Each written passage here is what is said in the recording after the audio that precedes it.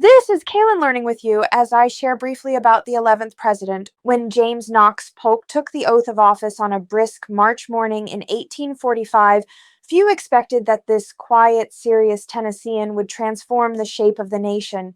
He was not tall or charismatic. He wasn't a war hero or a statesman of grand rhetoric. He was instead a man of focus, sharp, disciplined, and driven by a single conviction. That destiny had marked America for greatness. Born in 1795 in North Carolina, Polk grew up in a frontier household where hard work and faith were intertwined. A sickly child who endured painful surgery without anesthesia, he developed a lifelong stoicism that served him well in politics. After studying law and entering public life in Tennessee, Polk rose through the ranks as a devoted protege of Andrew Jackson, earning the nickname Young Hickory. By the time he reached the presidency, Polk had served as Speaker of the House and Governor of Tennessee, yet his election came as a surprise. The Democrats in 1844 were divided, unable to agree on a clear frontrunner.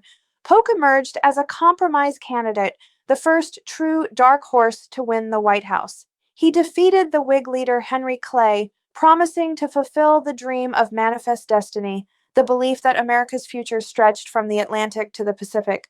From the start, Polk knew what he wanted. He entered office with a written list of 4 goals: reduce the tariff, reestablish an independent treasury, settle the boundary dispute with Britain over Oregon, and acquire California and New Mexico from Mexico.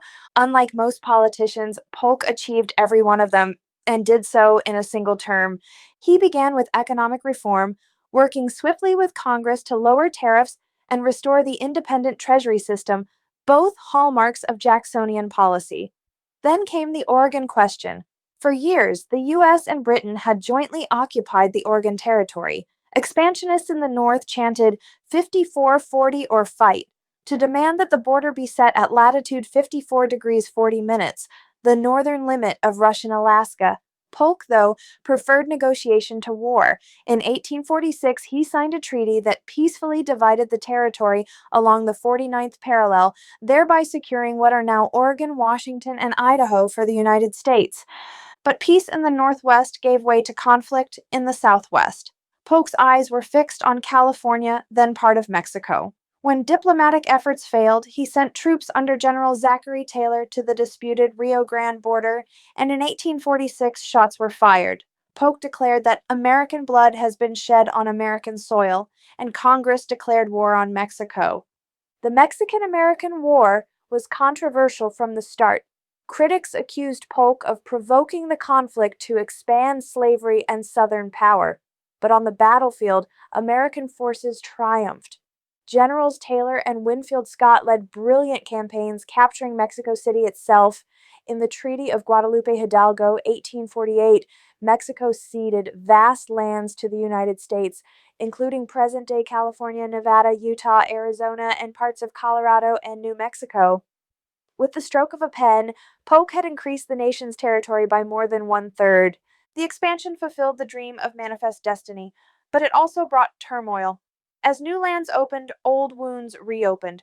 Would slavery extend westward or be confined to the South?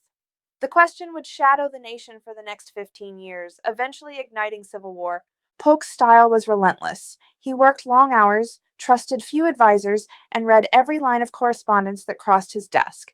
His wife, Sarah Childress Polk, was his closest confidant, dignified, intelligent, and deeply religious. The two had no children, but shared a partnership of respect and mutual ambition. Sarah hosted sober, refined receptions in the White House, banning dancing, liquor, and games of chance. By the end of his term, Polk had done precisely what he set out to do. He had kept every promise, but at a cost. Exhausted by overwork and illness, he declined to run for re-election, declaring that he would retire after one great term. He left office in March 1849, having reshaped America's map more than any president before or since. Just 3 months later, while returning to his beloved Nashville home, James K. Polk fell ill with cholera. On June 15, 1849, at the age of 53, he died, becoming the youngest former president to die. His wife, Sarah, lived on for another 42 years, keeping his memory alive in her quiet Tennessee home. Polk's life was brief but blazing. He entered the presidency with a plan and left it completed, a rare feat in American politics. Although sometimes overshadowed by more prominent figures, his legacy endures whenever we look at a map of the continental United States. He was, as one historian called him, a man of energy, not show, the president who finished what he started.